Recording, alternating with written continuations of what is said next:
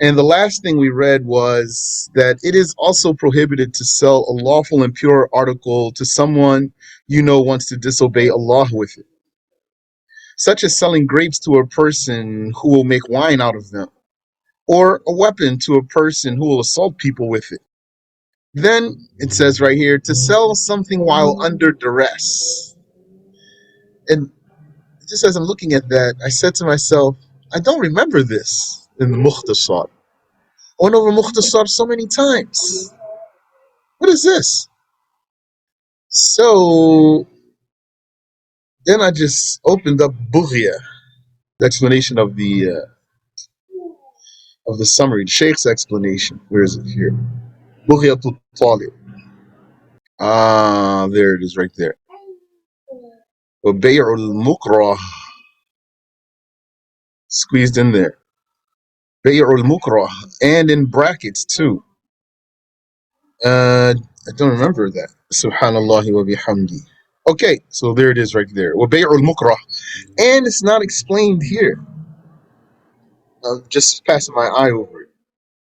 Let me read real quick what it says here. The explanation is that it is forbidden to sell what is lawful and pure to whom you know wants it for disobedience, like selling grapes or raisins or the likes of those to someone whom you know will juice them, yani squeeze, yani make wine out of them, and selling wood to someone that you know wants to use it to make a forbidden musical instrument or an idol, and selling weapons to someone who uses it to assault, for forbidden assault that is forbidden in God's law, and selling marijuana and its likes to and its likes amongst the intoxicants to whom you know will use it for a sin. So right there, Shaykh included this under something that's sellable. I didn't remember Shaykh said that there. The hashish. Now I said intoxicant. He said mukhaddir. Mukhaddir. Let's see. So he says, and selling hashish, that's marijuana, and its likes and its likes amongst the mukhaddirs, drug if you want, to someone whom you know will use it for a sin, not like a doctor who uses it for medicine. Al-hashishatu, he says, the marijuana is not counted as a muskir. Muskir, rather it is a mukhaddir, a harmful mukhaddir. So mukhaddir means something that numbs. Muskir means something that maybe it means drunkenness. Yani, I don't know about the word intoxicate, where that goes here. Maybe that word's broad. So muskir is like wine. It makes you drunk. Mukhaddir is like, what does the dentist use? Doesn't he use something that makes you numb? Yeah, that's mukhaddir. Says here, hashish it's not muskir, it's mukhaddir. Harmful, mukhaddir. Mukhaddir means something that numbs. Yeah, anesthetic. Don't people say they use it for their pain? They do say that. For this reason, yeah, mashallah. Shaykh says here, لذلك لا يحد شاربها. For this reason, the person who takes it, who takes hashish, will not be punished with the had like someone who drinks wine. Rather, he would be punished by the caliph's discretion. That's called ta'zir, punishment by caliph's discretion, which has to be less than the lowest had. Had is obligatory punishment that was revealed, and the caliph is obligated to enact it exactly the way it came, like to beat him, for example, or shout at him, or to kick him out of the town, or something like that, or to put him in jail for a time, for example. You're not going to do like the kuffar do, inshallah, like just put someone in jail for many, many, many, many years. This is very harmful. Yeah, I mean, it's harmful for a lot of people, it's harmful in many, many ways, not just for the person. So he says here, as opposed to a muskir, and he means like wine. So the difference between these have not been very well defined for me. So that's why I can't be more exact for you here. The one who drinks it is punished with the exact punishment that was revealed in the sacred law. Excuse me. With the exact punishment that was revealed in the sacred law. And another example of this is buying a rooster for cockfighting, and buying a bull for someone who uses it to puncture people or puncture things.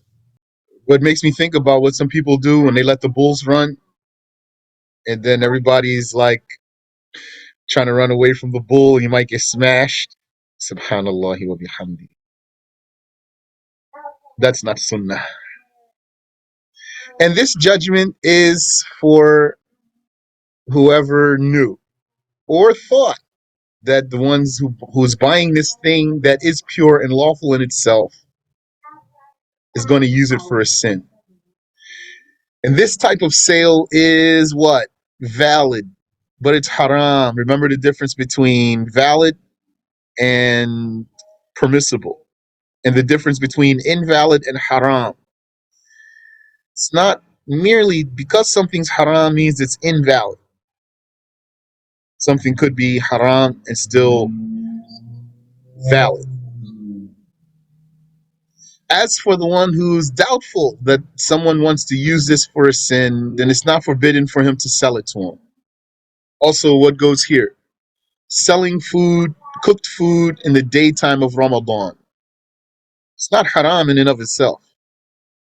It's going to be haram if you know or think that the person who's buying it is going to eat it while the sun is up.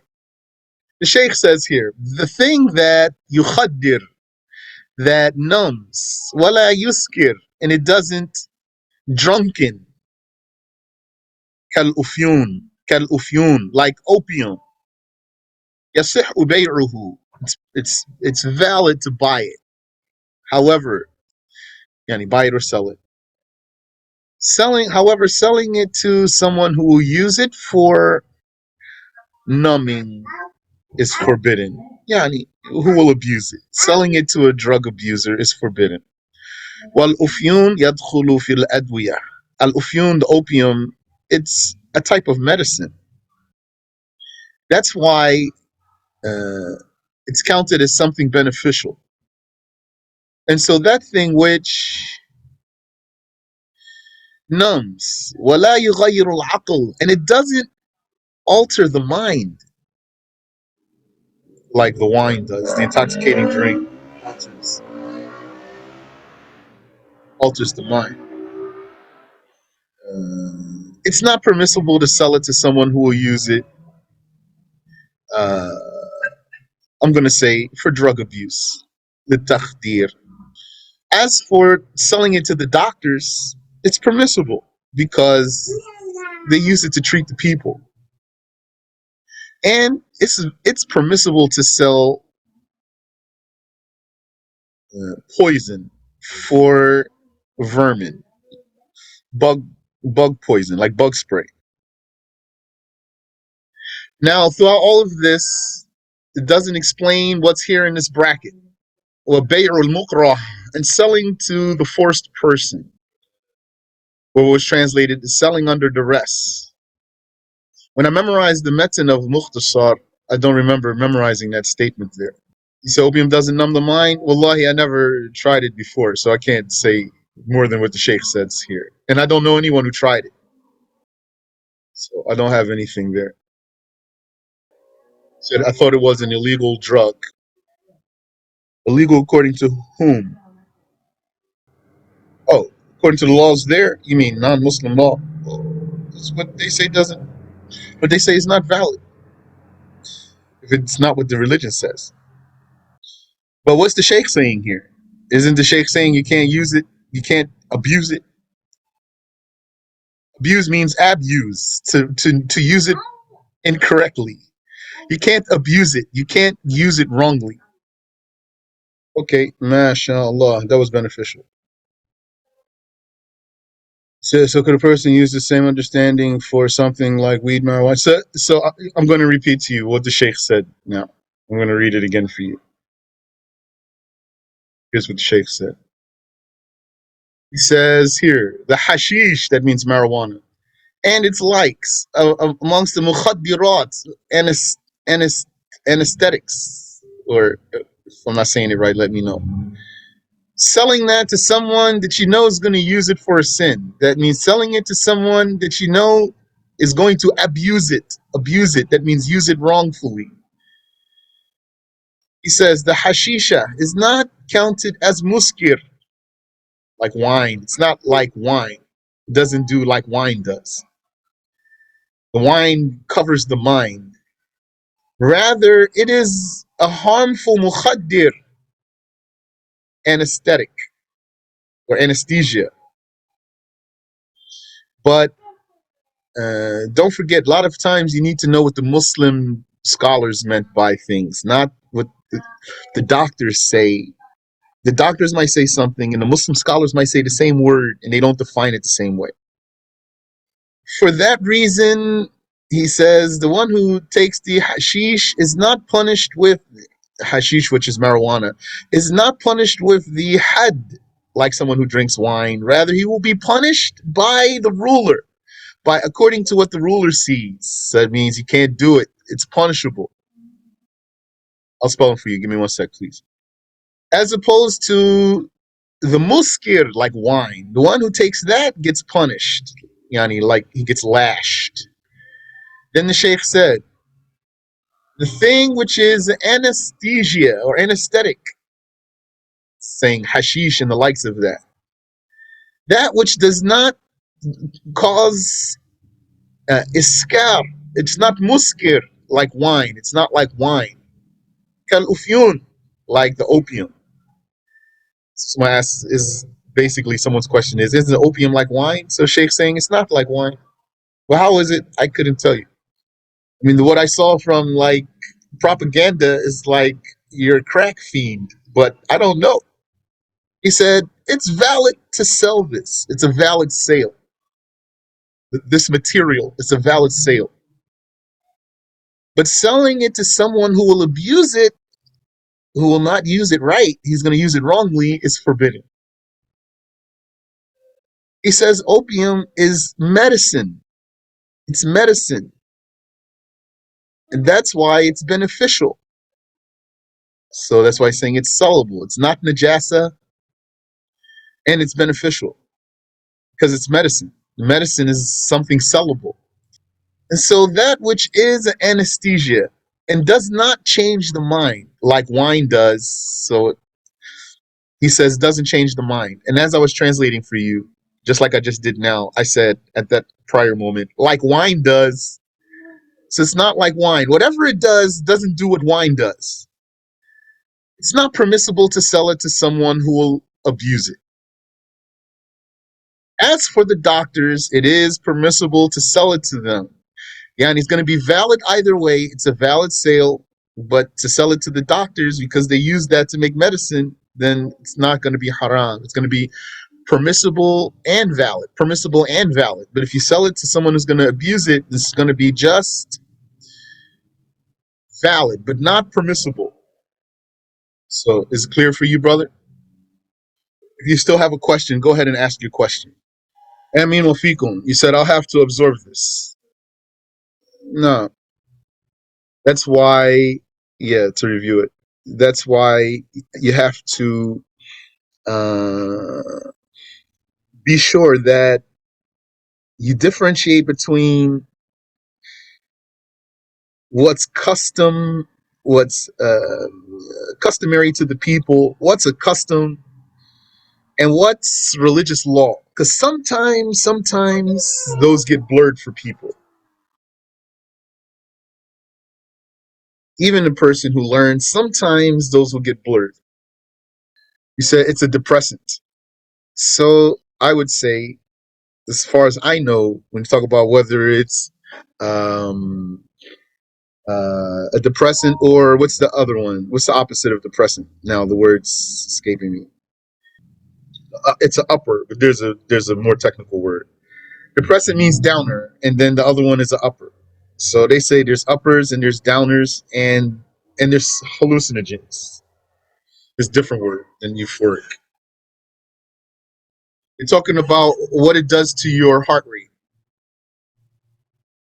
and maybe also some other functions, some other body functions. So as far as I know, Yani, I don't know that the Muslim scholars looked at it that way. So that's just a great example.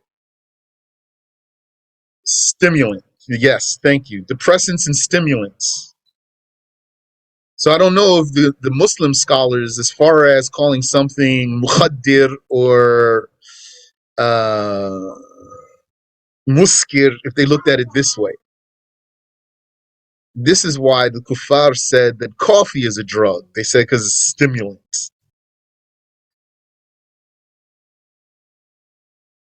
So they say technically it's a drug. So I never learned that in religion, that coffee is anything anywhere considered like a drug or thought to be or something like that. Then then again also could be that's what the doctors say. The doctors will have their own ways to define things. Doesn't mean it's necessarily wrong. It's their field and they're saying things from a certain point of view. SubhanAllah. Let's go back here. Then the author said, so religiously you might want to be mindful before you say something is haram or not. Like, don't think, well, the it is said that such and such is a drug. Someone comes to you, what's the judgment of taking speed, for example? So don't rush and say, that's an illegal substance, it's haram. You can't mix things like that. I'm not saying what the judgment is, but you can't do it this way. Not you, I'm not saying you do. Anybody. You said, what is the judgment of buying marijuana oil for my hair?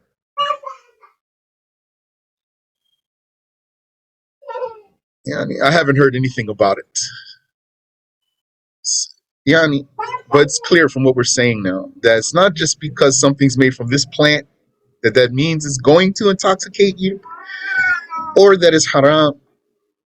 But I haven't heard about marijuana oil for hair, so I don't know. So they said here to sell something while under duress, bay'ul mukrah, the sale of the forced one. Hence, if someone is coerced to sell something, the transaction is considered to be invalid. And you don't need to be, if you wanted to, you could say, is considered invalid. And the ownership of the commodity is not transferred. That's what it means to say it's invalid. Know the difference between invalid deal and a haram deal. Haram means you fell into a sin by doing it. But if it were valid, that means whatever you paid for it becomes the ownership of the one that you bought from. And whatever you bought from him becomes yours. Actually enters into your ownership. That's what it means to be valid. Sometimes the sale then will be valid, but haram. If someone purchased grapes to make wine, those are his grapes, and the money he paid becomes the ownership of the one who sold the grapes. And his wanting to make wine out of them is forbidden.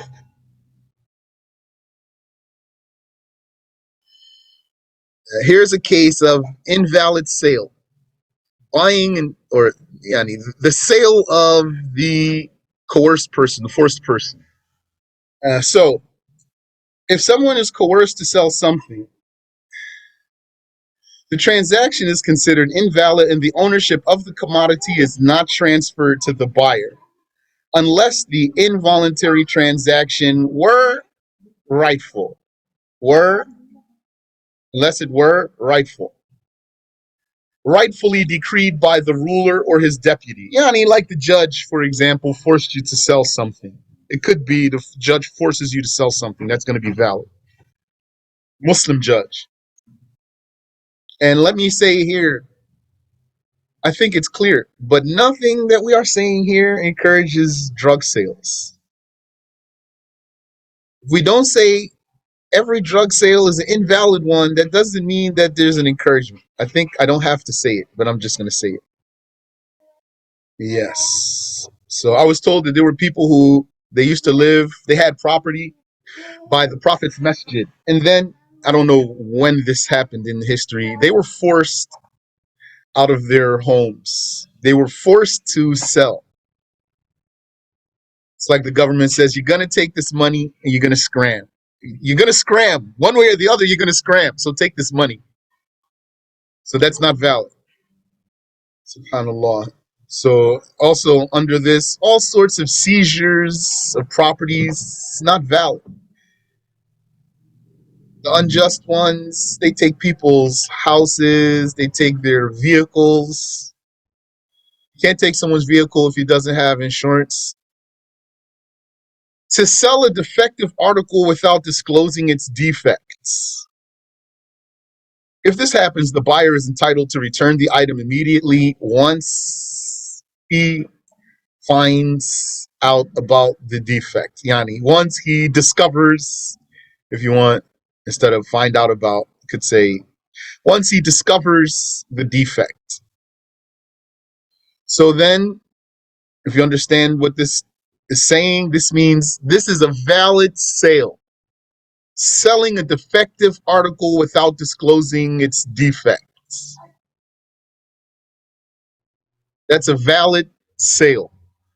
How we know it's valid? Because you're allowed to keep it when you discover the defect. Had it not been valid, then you'd have to take it back and say, hey, this was not a valid sale because you sold me a defective item without disclosing the defect. And if it's not a valid sale, that means the money I gave you is still mine and this is still yours. So since all of that's not the case, that means this was a valid sale. Like some people, they sell clothing slightly defective. They might even have an outlet for that. All their clothing or section, all the clothing in this section is slightly defective. So that's valid because they told you. It's valid and permissible. It's already valid anyway, even if they didn't tell you. Once you find out about the defect, then you can immediately cancel this sale. Immediately is a condition. As soon as you find out about the defect, then if you want to cancel the sale, you have to do it immediately. So if you were praying when you found out, you finish your prayer and then take care of it. Or if you were eating, finish your meal and then you take care of it. Or if it's at nighttime and let's say the store is not open, then wait till the next day. Or it's nighttime but the store is open, but the nights are dangerous, then wait till the day. All that's valid. All of that's counted as doing it immediately. Let's stop here. Now the author wants to give some useful information, so I'd like to read all of that in one session if we're able to, inshallah. Do you have a question? Yes, I do have questions. Yes, go ahead, please. Um, Earlier you said that selling something to someone that you know they would use it for something impermissible. And the Yes, example you gave was grapes for wine. yes. Would that apply to like um, equipment that's used for cooking, for business, for example? Yeah, You know they're anything. not going to use. So Anything like that. Yeah, like for example, that he wants to get into the pork chop business. So he wants to buy from you pots and pans for his pork chop business. Can't sell it to him. and non-halal, whether it's pork or not, whether it's just Yeah, non-halal anything meat. haram, yeah. No. Okay. That's Barakallah. if you knew, or you thought that that's the case. But if you don't know, even if you're doubting, you're still allowed to sell it to him. Like you say, I think this guy might want to use these pots and pans for pork chop business, but I don't know. So then you're still allowed to sell it to him. Barakallah fi. Amin wa fikum. Assalamu alaikum, Shaykh. Wa alaikum assalam wa rahmatullah. Can you spell the words you telling us Yes. before? So here, mukhaddir, mukhaddir, it means anesthetic. That means a number and or an anesthesia. Yani, number. So Shaykh says marijuana falls under this category. And then there's muskir. Muskir makes one drunk. That's like wine. Muskir. There's another thing the Shaykh didn't mention here, but I saw it in some works of some scholars when they talked about some of these things. It's called munawwim. What do you call that? Makes you sleepy. Something that makes you sleepy. Munawwim. So makes one sleepy. That's not haram. Munawwim's not haram. Sedative. Maybe. I don't know. I don't know how they define sedative per se. This is the difference between sedative and what's the other word? Depressant. So sedative means makes you fall asleep, then that's what it is. Let me see, I'm gonna look up sedative right now. Sedative, a medicine that moderates muscular action or animal energy. So I don't know if that's fits right there. طيب سبحانك اللهم وبحمدك أشهد أن لا إله إلا أنت أستغفرك وأتوب إليك آمين وفيك. So, and when it comes to this judgment, by the way, what we just learned today about basically selling drugs, you're going to be mindful who you share this information with, because you want to be wise. You don't want to just be a talker. So don't say something to someone when what you say, even if it's true, is going to encourage them to do something wrong. What did the Prophet say, alayhi salatu wassalam? Kafa bil mar'i kadhiban an yuhadditha bi kulli ma sami'. It's enough of a lie for a person to say everything that he heard. That means have a filter. Narcotic, anesthetic. Yeah, I think narcotic is the word there.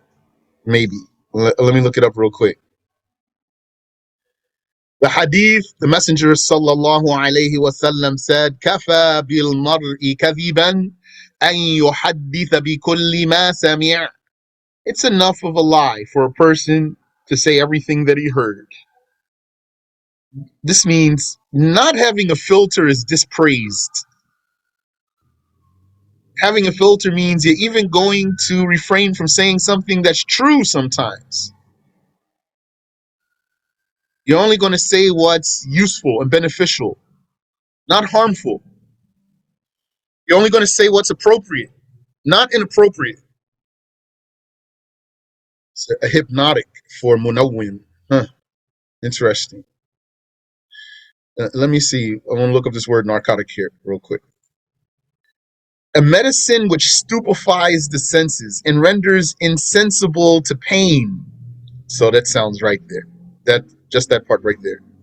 Stupefies the senses, not the mind. I think that's right. Narcotic. A medicine which stupefies the senses and renders insensible to pain. Hence, a medicine which induces sleep. But then, according to what I just told you, this is mixing two things. Unless they are really mixed. I don't know. Yani, I'm not a doctor or a scientist or a chemist. But mukhaddir, then mukhaddir is narcotic. And muskir, what are we going to call muskir? Yeah, I didn't think narcotic necessarily includes the sleep, but inhibiting the sense, the sense induce sleep. Inhibiting the senses is important. People talk about drugs they don't know enough. Yeah, they don't know the difference between some things. Like someone will tell you, you can't smoke cigarettes. It's a drug. Drugs are haram, and tobacco is not haram. Smoking tobacco is not haram, not by itself. It's makruh, disliked. Hypnotic. Let me see here. Hypnotic, having the quality of producing sleep, tending to produce sleep. A narcotic, or soporific, or an opiate. An opiate. So they got some words there. It's interesting. So yeah, the hypnotic, if you're going to use that one. The munawwim, it's not haram. If the narcotic is haram, it's narcotic. That's the right word. And mukhaddir, we're going to call that. I mean, muskir. Muskir. So mukhaddir is narcotic. Muskir, what we call that? Munawwim is a hypnotic, if you want. Tayyib. Shaykh, I have a question, please. Yes. Concerning the invalidity of returning something, what can you take in consideration if it's after the 3-day period? And what's Go ahead. the judgment? What's the judgment? After the 3-day period? Yes. So that's another thing. You have 3 ways to cancel a sale. You can cancel a sale in the same session. This one does not require any condition other than the fact that you're still in the same session. As long as you're still in the same session, you can cancel the sale. Okay. Either side can cancel without the approval of the other side. Then there's a cancellation, which is like a warranty. When you give a person up to 3 days in the Shafi'i school, not more than 3-day warranty. Then they can cancel the sale for up to 72 hours. Either side can take this condition. It could be one side uses it or either side has it. Like they can both have the choice to cancel within 3 days, or one of the two of them can have the condition to cancel after 3 days, while it would be binding for the other. He can't cancel. And the third way to cancel a sale is to cancel it because of a defect. In this case, you'd have to cancel it immediately after discovering the defect, or else you lose the right to this cancellation. Y'all are saying intoxicant for muskir, as if that's what I understand it to mean. It's possible that some of these are included under others. Like, you know how we say, every messenger is a prophet, but not every prophet is a messenger. So one of them is included under the other. Yani one of them is broader than the other. Maybe this is a case like that. There's a lot of cases like that. I'll share with you. I'll give you the site that I use for definitions. My first go-to site for definitions. It is this one here. Webster's Dictionary, 1828. That's the oldest online dictionary that I know. If somebody has something older, share it with me, please. The older, the better. سبحانك اللهم وبحمدك أشهد أن لا إله إلا أنت أستغفرك وأتوب إليك لا إله إلا الله اللهم صل على سيدنا محمد وعلى آله وصحبه وسلم رب اغفر للمؤمنين والمؤمنات. There's a dictionary online that I use also. It's from 1913. It's not bad. Yes, class tonight, inshallah, we'll continue on the tafsir bi'idhnillah. Barakallahu Bigum, Shaykh. I couldn't get back to my screen to contact to answer you, but I understood it. But I'm going to ask, if you go anywhere past 3 days, what is the judgment? I mean, 72 hours. After 3 days, it's binding. If you agree, you have to agree to this 3-day warranty. If you don't agree to it specifically, it won't even be valid. So you'd have to agree and say, I'll buy it from you, but I want a 3-day warranty, for example. And then the other side says, I accept. Then you can cancel this sale within 3 days. And if you don't, then it's binding. This type of deal is called ya'ulu ila luzum. That means it's going to be binding. Shaykh, so what kind of predicament is someone in if the sale is not valid and they did the transaction? Then he has to take it back, or he has to rectify or do some sort of settlement. Like he can go to the person and say, when we did this transaction, it wasn't valid. Do you accept for me to keep this, and I'll accept for you to keep the money I gave you? But then nowadays, they'll tell you to go to the customer service. The person that did the transaction with you will refer you to go to customer service. So then do that if you want to. Okay. Call the customer service and say, yeah, I did a transaction with your worker, and it wasn't valid. But since he directed me to you, then seems you are an authorized person. So all I'm telling you is, I'll pardon you and you can keep the money I gave you. Do you pardon me so I can keep what I took from you? Okay. Okay. Or if you want, you can say, are you authorized to accept this from me? Here's the situation, if you wanted to go that far. And then if he tells you no, then you're going to make another phone call. You're going to say, all right, I want to talk to your manager. If you want to go that far. Barakallahu feekum wa jazakumullahu khayra.